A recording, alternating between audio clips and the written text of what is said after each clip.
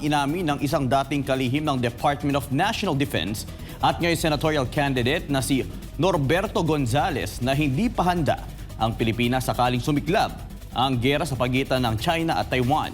Pero ano naman kaya ang kanyang nakikitang solusyon sa nasabing problema? Alamin sa report ni Almar Forzuelo.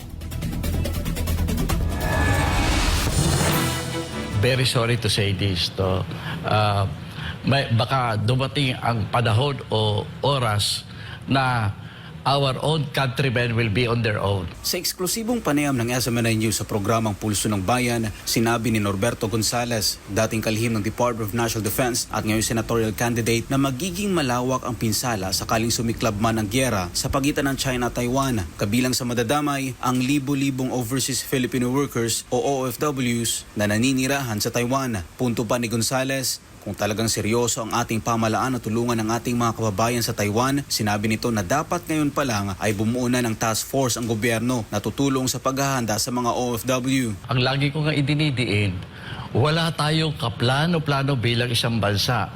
Walang kaplano-plano ang ating armed forces. Binigyang diin ng dating opisyal na hindi tayo obligadong sumausaw sa problema ng China at Taiwan. Ang mahalagaan niya ay handa ang mga Pilipino sakaling madamay sa namumuong giyera. Huwag nating iisipin yung tungkol sa pagiging obligado. Ang importante, kapag inatake ka, lalaban ka. Ang nakikita niyang solusyon, linawin ang foreign policy ng Pilipinas, makipag-usap ng maayos sa China. Pumunta ulit sila sa China. Dagdag paliwanag pa.